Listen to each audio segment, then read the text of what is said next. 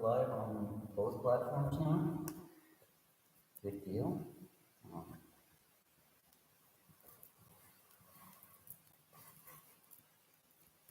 So we're going to go ahead and get started. We'll be talking about, as we had mentioned earlier, monks and nuns. And in this case, today I'm going to talk about the monks and nuns' thoughts on meditation, or their words that they've written about meditation. Because I think it's important for us to look at how they view their practice. All right, so we'll try and keep it fun, try to keep it interesting. But yeah, we're gonna be talking about the monks and the nuns and what they did, and well, what they still do. So that's what we're at for today.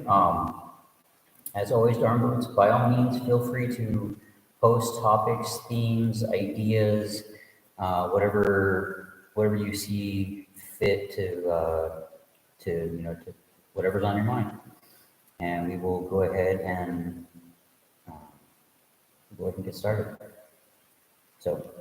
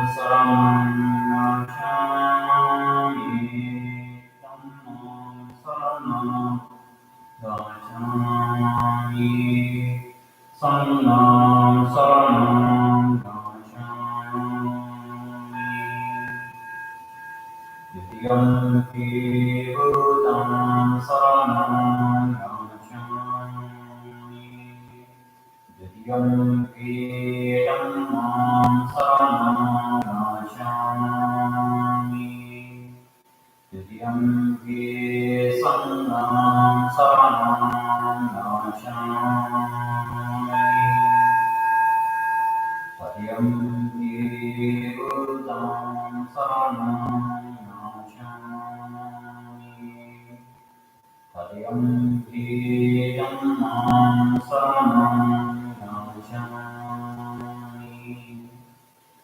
Adiyampi Sannam Saranam Gacchami.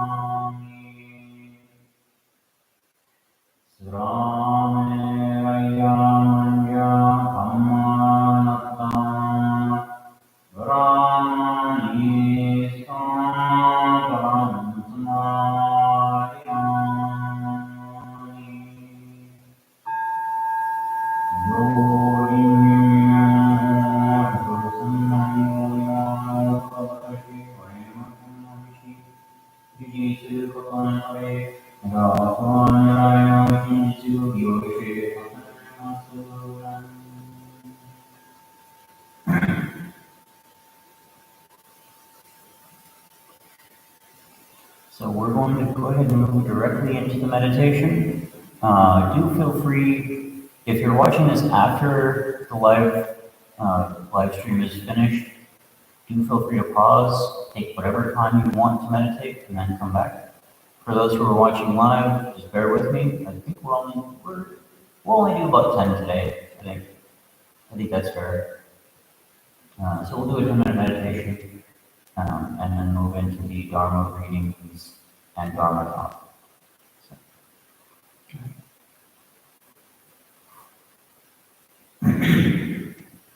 I'll give you just a short handful of seconds to go ahead and get ready.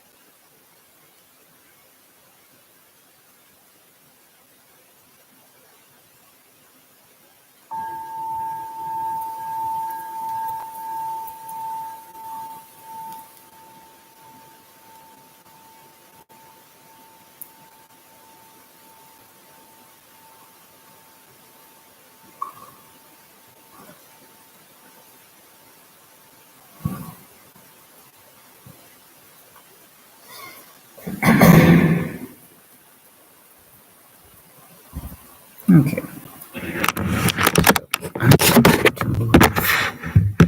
Oops.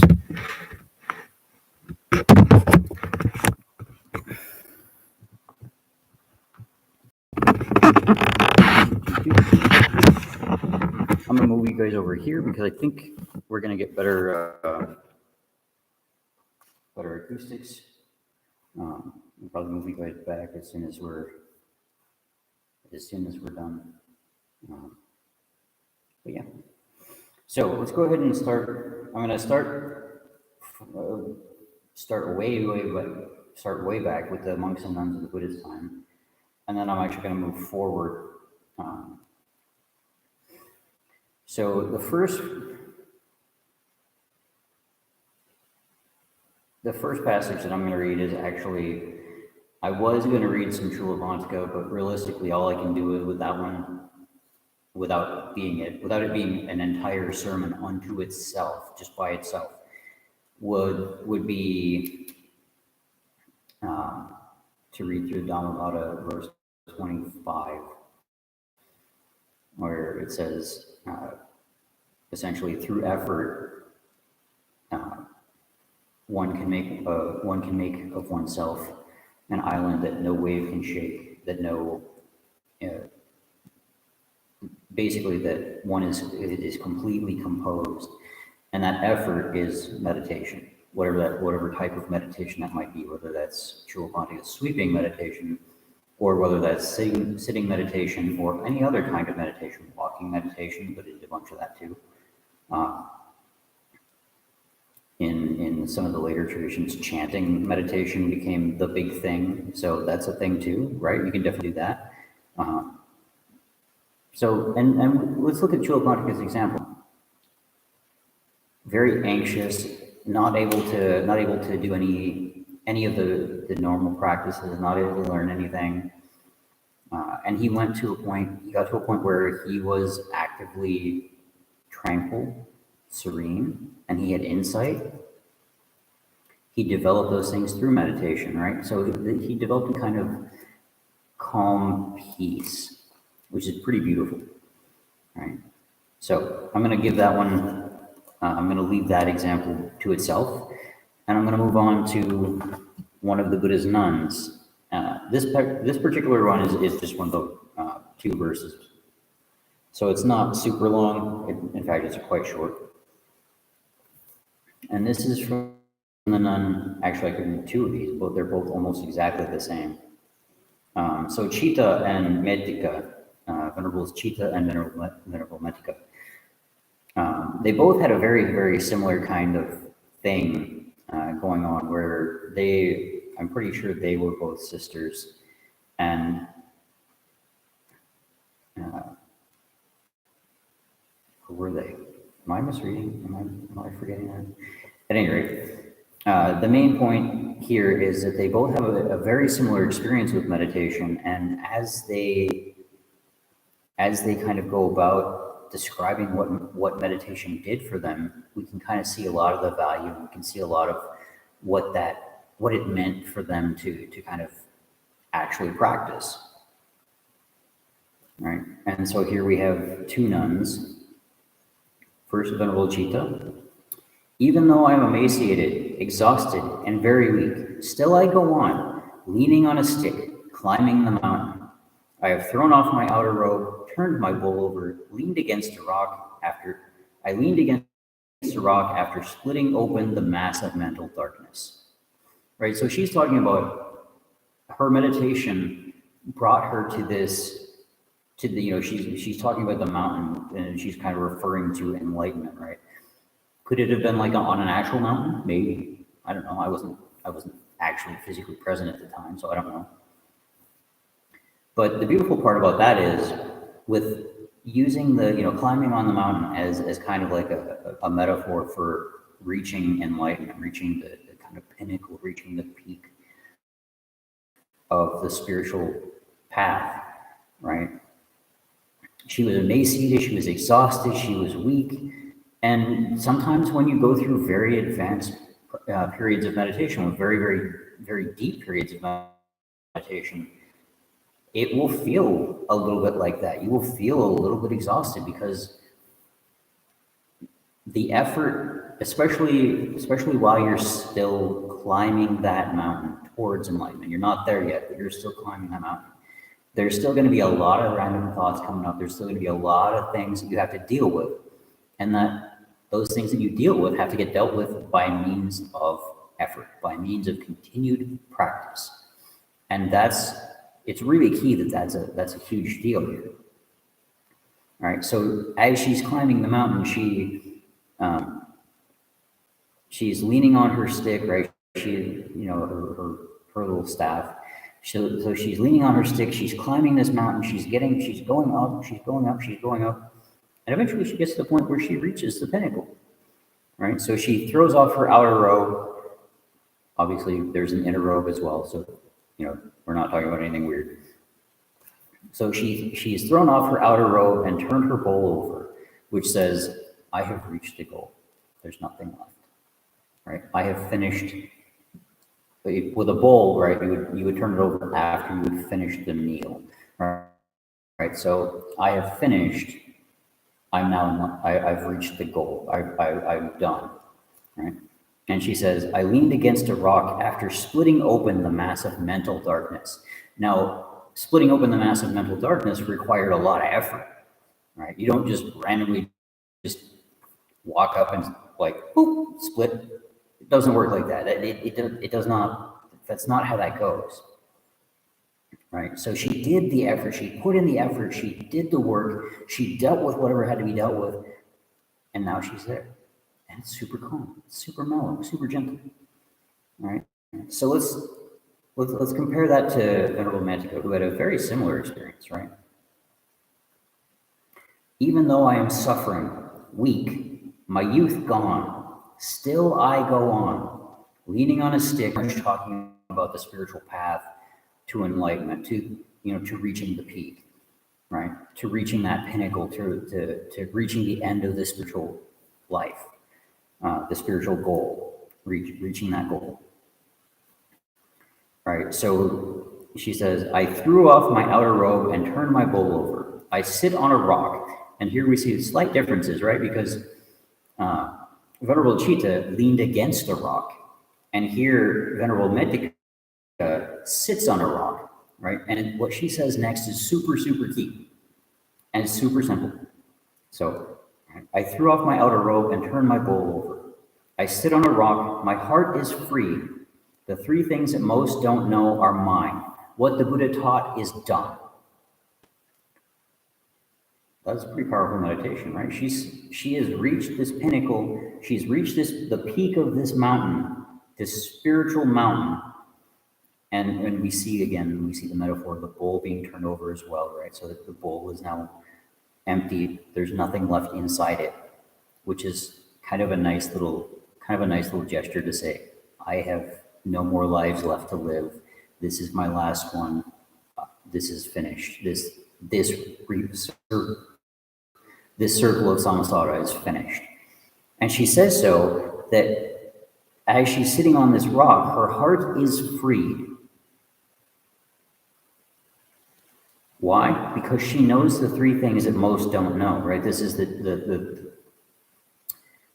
three sites, or the three knowledges that, according to, and this one's good. According to the Brahmins of that time, these three pieces of knowledge, these three knowledges, would have been things that only men were capable of knowing, according to the Brahmins, right? According to the Buddha, that wasn't the case, but according to the Brahmins, this was. And so this is really just kind of like, we can make it here too. You're not special. You're not unique. You don't have to be a man to be enlightened. You can be anybody. And that's a beautiful thing, right? So she's sitting here saying, these three things, these three knowledges are mine.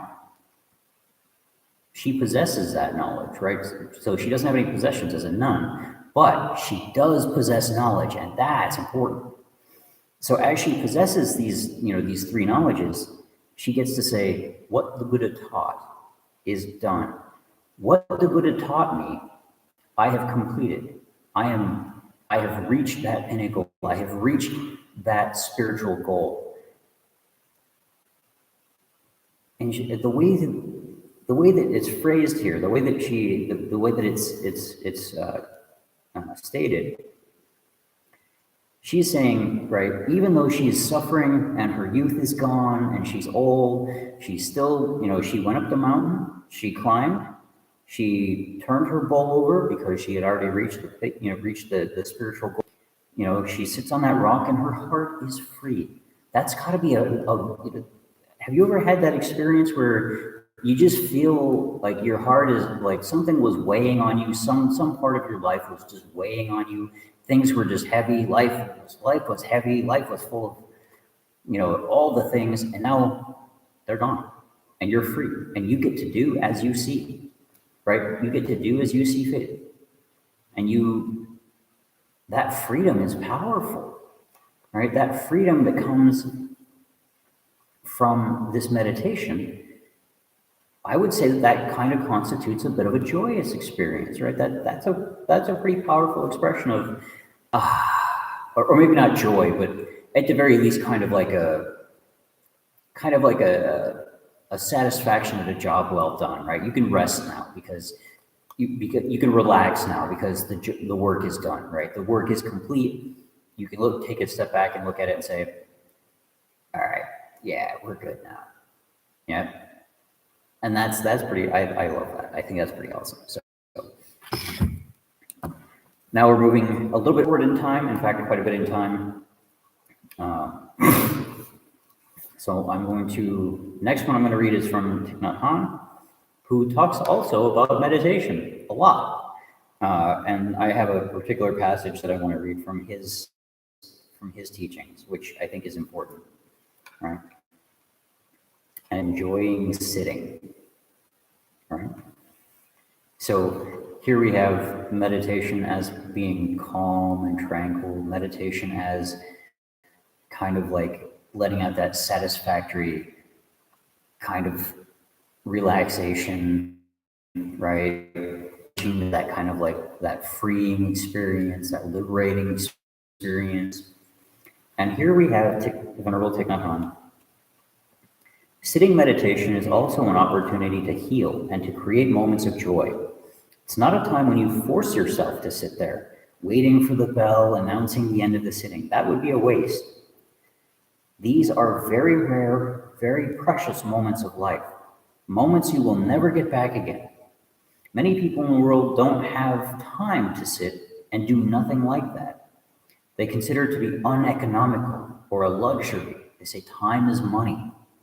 But we know that sitting can be very healing, very profitable in its own way.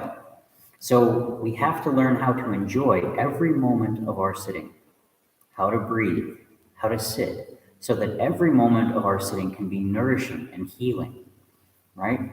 And here kind of we hear, I want to say very faint echoes, right, from Venerable Thich Nhat Hanh.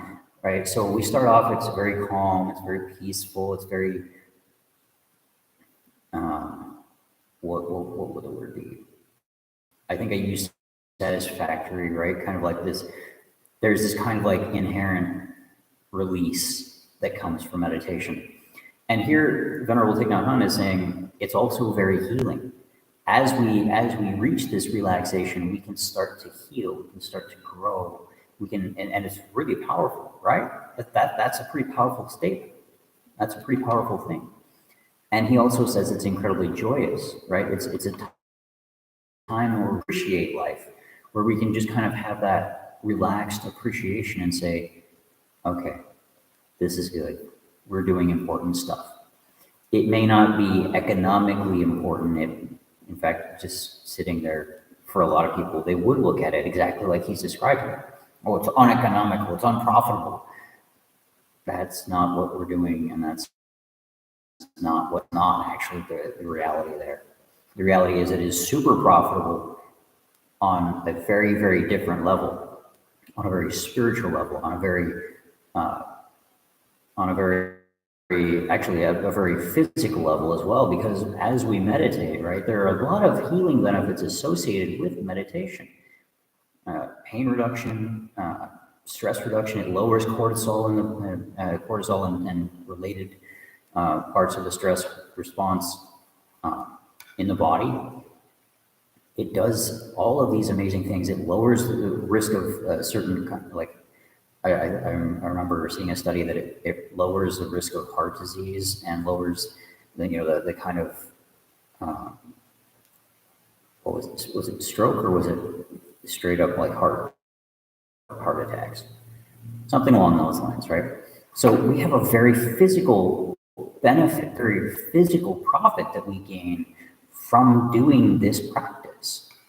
And there's also the more important spiritual, profit that we gain by developing that relaxed kind of peace, that kind of calm within ourselves. And that's beautiful too, isn't it? All right. And so I'm going to end us off with Pema Chodron, Venerable Nun, coming out of the Tibetan school. And her take on it is also pretty key. And I want us to kind of close out with this one before we go and do the closing chanting, right? So what we have, let's listen to her. All right. So this is Venerable Pema Chodron.